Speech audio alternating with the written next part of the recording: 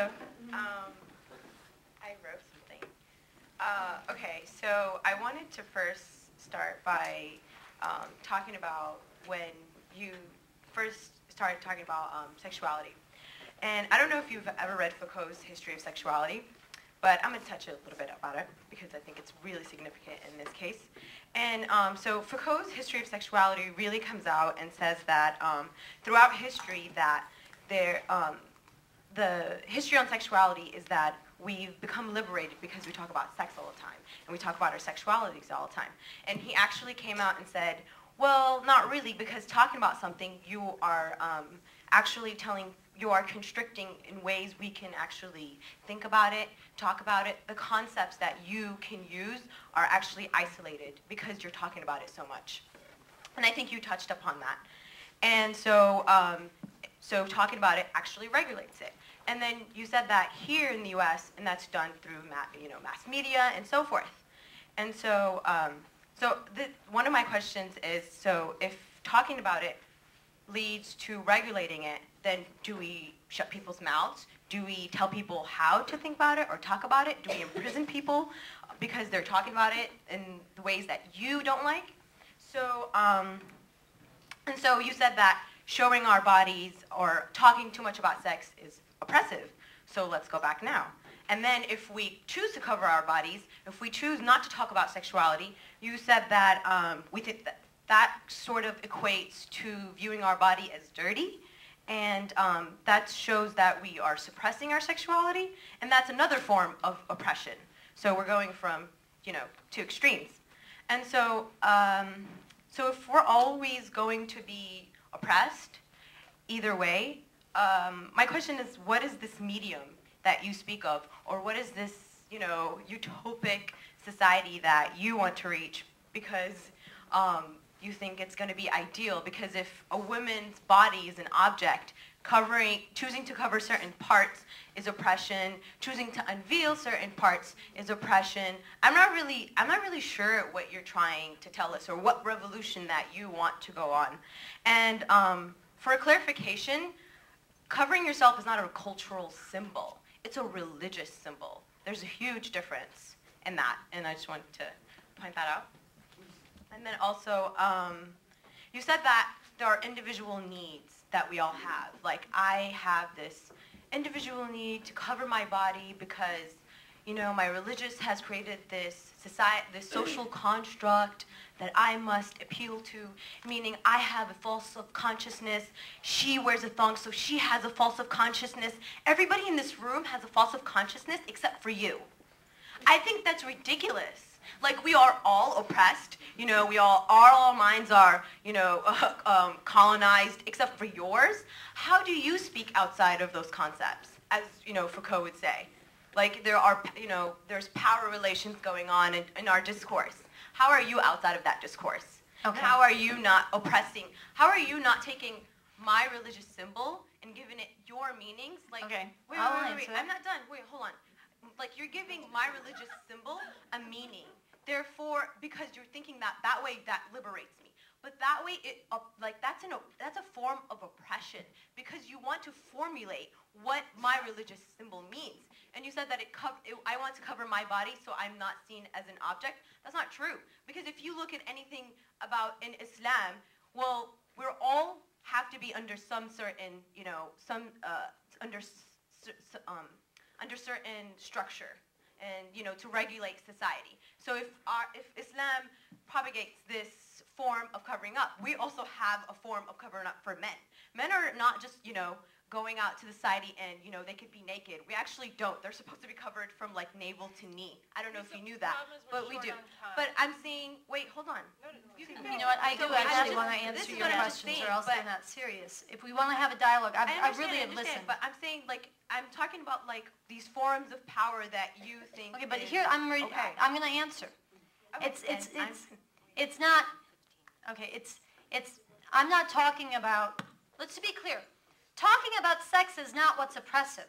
Talking about sex does not create the oppression of women in sexuality or anywhere else. Talking about sex one way reflects treating women as objects. Talking about sex a different way reflects treating women as human beings who have sexuality themselves. I'm talking about the way in this society that sex is portrayed, where women are nothing more than body parts, butts and boobs and something to be used and degraded. Identifying that, giving language to that, does not create that.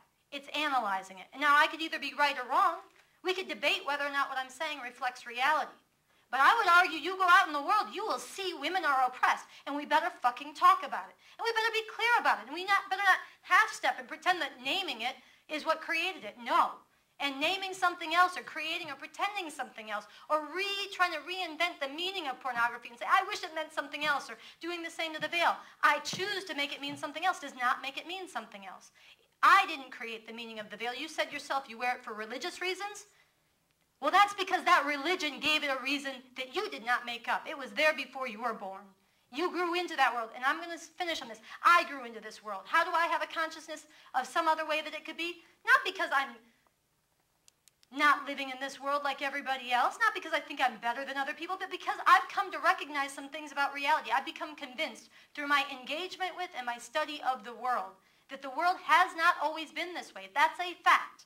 It can change. People can be agents of change in it. And how we understand the source of the problems in the world and how we understand the ways in which the world can be changed, the deeper we understand that, the more accurately we understand that.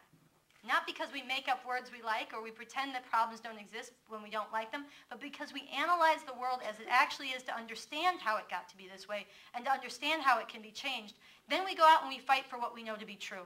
I'm fighting for communism. I'm fighting for revolution. And this will get to the third way, not an object that is shrouded, not an object that is stripped and owned and used as sex, but a full human being, where I'm fighting for communism because, as I said in my presentation, and it's an objective fact, if you study the world, not if we retreat into our minds and what we wish were true, if you study the world, there was a naturally occurring division of labor between women and men in the earliest human societies. It had to do with the fact that women had babies and men did not, and there was no formula. And so when, there was a need to go hunt and travel further, that was more often the men, and the women were more often involved in childcare. It was not oppressive. It was a division of labor. It had the seeds and the potential of oppression. It did not become systematic oppression until there were classes, until there was private property and accumulation. This is historic. You can study it. I didn't make this up. I learned this. And I've seen it challenged, and I've seen it engaged, and this is true. And when that happened, when you have private property and wealth among a class of people and not among others, you have the need for inheritance and to protect who inherits what. And you have a need for the family became an economic unit. For the first time, there was the overthrow of what was called mother right and the establishment of father right, of patriarchy. And it happened in different places around the world at different times, and it happened in a lot of uneven and diverse ways, but it got codified. And it got institutionalized into every form of class society that has existed since then. Enslaved societies, feudal societies, capitalist societies, imperialist societies, and women are not free from it anywhere in the world. I'm not free from it. I live in this world too. But I do understand and I recognize that it has not always been this way and it can change. And when you get rid of classes, you get rid of the institutions that reinforce and retrench the structures of women's oppression and the ideology that gives rise to the idea of women as nothing more than an object to be owned or used. You can only get rid of that by getting rid of classes. But conversely, and this is why one of the things I say about Avakian, Bob Avakian, that's so important, is he's done the scientific work to analyze that there's been a problem in the history of the communist movement. They've been right to say that only communism can liberate women, but they have too much had the belief that just by socializing production, just by bringing women into the work sphere, just by breaking down the violence against women, that just by getting rid of classes, women will automatically become emancipated. That's not the case. Patriarchy has its own distinct forms. It's a contradiction in its own right. The ideas it gives rise to, the notions of what it is to be human. Nobody on this planet gets born and thinks, I'm a human being. They think, and they're told to think, I'm a male human being or I'm a female human being. It's the most defining characteristic that everybody's told to think. You don't get rid of that unless you actually have struggle over that. You know what? I'm so...